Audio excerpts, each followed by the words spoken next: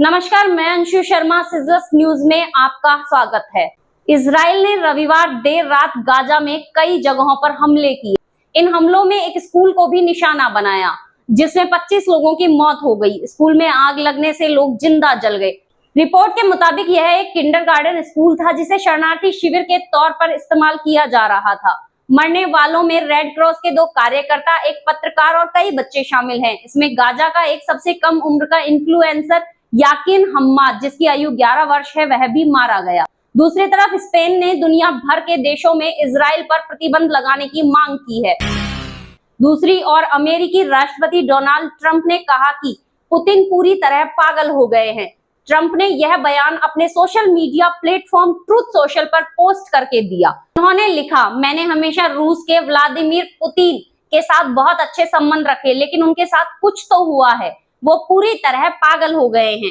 इससे पहले रविवार देर रात मीडिया से बात करते हुए ट्रंप ने कहा कि वे यूक्रेन में हवाई हमलों के चलते पुतिन से खुश नहीं हैं। उन्होंने कहा कि मुझे नहीं पता पुतिन को क्या हो गया है। एक सवाल के जवाब में ट्रंप ने बताया कि वो रूस पर और प्रतिबंध लगाएंगे। उन्होंने कहा कि पुतिन बहुत लोगों को मार रहे हैं। ट्रंप का यह बयान यूक्रेन पर 3 साल में रूस के सबसे बड़े हवाई हमले के बाद आया। यूक्रेनी एयरफोर्स के मुताबिक शनिवार रात रूस ने कीव पर 367 हथियारों से हमले किए। इसमें 9 बैलिस्टिक मिसाइलें, 60 क्रूज मिसाइलें और 298 ड्रोन थे।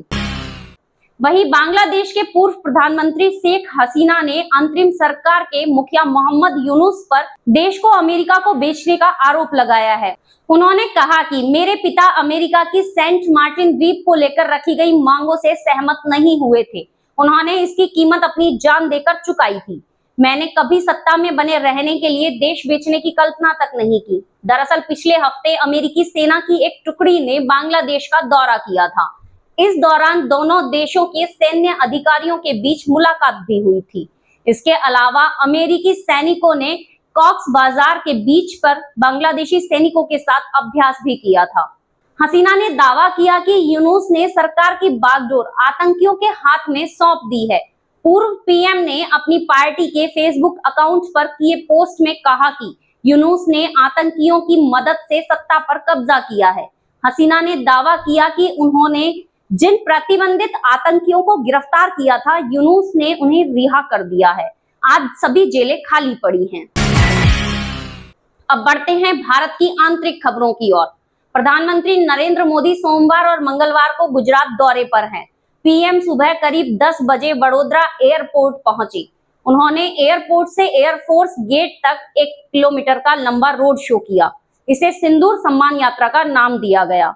रोड शो के दौरान पीएम मोदी को देखने के लिए सड़क के दोनों तरफ लोगों की भीड़ उमड़ पड़ी थी। इसमें ऑपरेशन सिंदूर पर विंग कमांडर व्योमिका सिंह के साथ प्रेस कॉन्फ्रेंस करने वाली भारतीय सेना की कर्नल सोफिया कुरैशी का परिवार भी मौजूद रहा। उन्होंने भी फूल बरसाकर पीएम का स्वागत किया। पीएम का रोड शो करीब 10 मिनट तक चला। इस दौरान प्रधानमंत्री कहीं भी रुके नहीं। वे वडोदरा से 2 हाथ के लिए निकल गए। यहाँ उनकी जनसभा होगी। इस दौरान कई रेलवे प्रोजेक्ट्स का इनॉग्रेशन करेंगे। दोपहर में प्रधानमंत्री भुज और अहमदाबाद में भी रोड शो निकालेंगे। सोमवार रात वे राजभवन में रुकेंगे। अगले दिन 27 मई को मोदी गांधीनगर में महात्मा मंदिर शहरी विकास मंत्रालय के कार्यक्रम में हिस्सा लेंगे। फिर अहमदाबाद से दिल्ली के लिए रवाना होंगे। पीएम 2 दिन में 77,400 करोड़ रुपए से ज्यादा की परियोजनाओं की शुरुआत करेंगे। वहीं दूसरी तरफ प्रधानमंत्री मोदी ने रविवार को एनडीए शासित राज्यों के मुख्यमंत्रियों और उप मुख्यमंत्रियों के साथ दिल्ली में बैठक की। सूत्रों ने बताया कि उन्होंने नेताओं को ऑपरेशन सिंदूर और इससे जुड़े मुद्दों पर टिप्पणी करने पर चेतावनी दी है। सूत्रों के मुताबिक मोदी ने एनडीए नेताओं से कहा कि उन्हें हर मुद्दे पर बोलने की जरूरत नहीं है, न ही गैर जरूरी बयानबाजी करने की जरूरत है। 11 मई को मध्य प्रदेश के मंत्री विजय शाह ने ऑपरेशन सिंदूर को लेकर प्रेस कॉन्फ्रेंस करने वाली कर्नल सोफिया कुरैशी को आतंकियों की बहन बता दिया था। उनके इस बयान को लेकर काफी विवाद हुआ। इसके बाद विजय शाह ने वीडियो जारी कर माफी मांग ली थी। हालांकि मामला सुप्रीम कोर्ट तक पहुंच गया है। कोर्ट ने विजय शाह की माफी भी नामंजूर करते हुए कहा कि मंत्री के बयान से पूरे देश शर्मसार है। सुप्रीम कोर्ट के आदेश पर एसआईटी जांच चल रही है। हालांकि उनकी गिरफ्तारी पर फिलहाल रोक लग गई है। बड़ी खबर यह भी आ रही है कि लातेहार जिले के महुआडांड थाना क्षेत्र के करमखांड और दोना के बीच जंगल में रविवार देर रात सोमवार सुबह तक पुलिस और नक्सलियों के बीच मुठभेड़ हुई, जिसमें भाकपा माओवादी के 5 लाख रुपए के इनामी नक्सली कमांडर मनीष यादव को ढेर कर दिया गया। पुलिस ने मौके से 10 लाख रुपए के इनामी नक्सली कुंदन खेरवार को गिरफ्तार कर लिया है। मुठभेड़ के बाद इलाके में सर्च अभियान चलाया जा रहा है। पमालू डीआईजी वाईएस रमेश ने घटना की पुष्टि की है। उन्होंने बताया कि मनीष यादव अपने दस्ते के साथ जंगल में घूम रहा था। इसकी सूचना लातेहार पुलिस को मिली। इसके बाद पुलिस टीम गठित कर नक्सलियों की घेराबंदी की गई। पुलिस को देखते ही माओवादियों ने फायरिंग करना शुरू कर दिया। पुलिस ने भी जवाबी कार्रवाई में मनीष यादव को मार गिराया। मुठभेड़ के बाद पुलिस का सर्च अभियान जारी है। पुलिस ने मौके से 2 ऑटोमेटिक राइफल भी बरामद की है। उन्होंने बताया कि पुलिस के लिए यह बड़ी उपलब्धि है। वहीं दूसरी तरफ 42 डिग्री की गर्मी, 120 किलोमीटर प्रति घंटे की रफ्तार से चलती हवा और मीलों तक फैला सुनसान रेगिस्तान। गुजरात के कच्छ में जहां जिंदगी की कल्पना भी मुश्किल है, वहां राज्य के आखिरी गांव यानी खावड़ा में अडानी ग्रीन एनर्जी लिमिटेड दुनिया का सबसे बड़ा रिन्यूएबल एनर्जी प्लांट लगा रही है। ये प्लांट 538 वर्ग किलोमीटर में फैला है। यहाँ हजारों इंजीनियर्स और वर्कर्स दिन रात काम कर रहे हैं ताकि इस बंजर जमीन को भारत के एनर्जी फ्यूचर का सेंटर बनाया जा सके। इसे हाइब्रिड रिन्यूएबल एनर्जी पार्क भी कहते हैं, क्योंकि ये सोलर और विंड दोनों एनर्जी का इस्तेमाल करके बिजली बनाता है। इसकी शुरुआत 2023 में हुई। 2 साल में प्लांट में 5000 मेगावाट यानी 5 गीगावाट का काम पूरा कर लिया गया है। अगले 5 साल में कंपनी का 30 गीगावाट की क्षमता पाने का टारगेट है। तब इससे बनने वाली बिजली 1.74 करोड़ घरों को रोशन करने के लिए काफी होगी।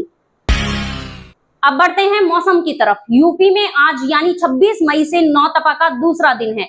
वहीं आज 27 जिलों में बारिश का अलर्ट है। मौसम विभाग के अनुसार अगले 3 दिन तराई और पूर्वी इलाकों में नमी युक्त हवा चलेगी। दक्षिणी यूपी के इलाकों व वाराणसी परिक्षेत्र में बूंदाबांदी हो सकती है।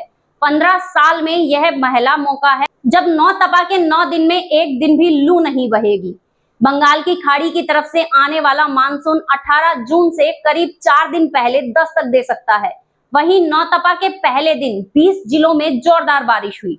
मथुरा में देर रात से बारिश का दौर जारी है। प्रेमानंद महाराज ने छाता लेकर पद यात्रा निकाली।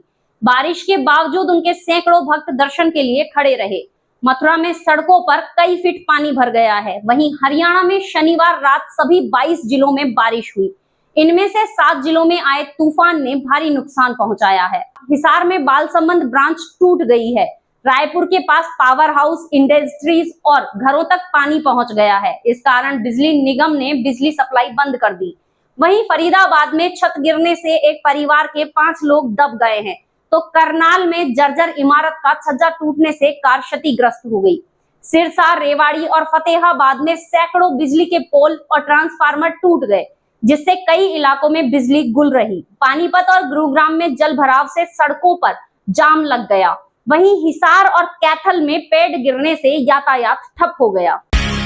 वहीं खेल जगत की बात करें तो इंडियन प्रीमियर लीग आईपीएल 2025 के 68वें मैच में सनराइजर्स हैदराबाद ने कोलकाता नाइट राइडर्स को 110 रन से हरा दिया। दिल्ली के अरुण जेटली स्टेडियम में सनराइजर्स हैदराबाद ने पहले बल्लेबाजी करते हुए 3 विकेट खोकर 278 रन बनाए। जवाब में कोलकाता नाइट राइडर्स 18.4 ओवर में 168 रन पर ही ऑल आउट हो गई। रविवार को रिकॉर्ड का दिन हैदराबाद के नाम रहा। टीम ने आईपीएल का तीसरा हाईएस्ट टोटल बनाया। हेनरिक क्लासन तीसरे जॉइंट फास्टेस्ट सेंचुरियन बने। सुनील नरेन भी टी20 में किसी टीम के लिए हाईएस्ट विकेट लेने वाले बॉलर बने। Wicket keeper Quinton de Kock से ट्रेविस हेड का कैच छूटा। उन्होंने 76 रन बनाए।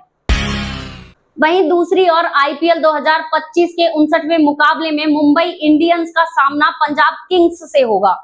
मैच जयपुर के सवाई मानसिंह स्टेडियम में शाम 7:30 बजे से शुरू होगा। दोनों टीमें सीजन में पहली बार आमने सामने होंगी। फिलहाल मुंबई 13 मैचों में 16 अंकों के साथ पॉइंट्स टेबल में चौथे नंबर पर है, वहीं पंजाब 13 मैचों में 17 पॉइंट्स के साथ दूसरे नंबर पर है। मुंबई इंडियंस और पंजाब किंग्स के बीच यह मुकाबला काफी रोमांचक होने वाला है, क्योंकि टॉप 2 में जगह बनाने के लिए यह काफी अहम है। ऐसी ही खबरों के लिए जुड़े रहिए सिजलर्स न्यूज से और लाइक, सब्सक्राइब और कमेंट करना ना भूलें। धन्यवाद।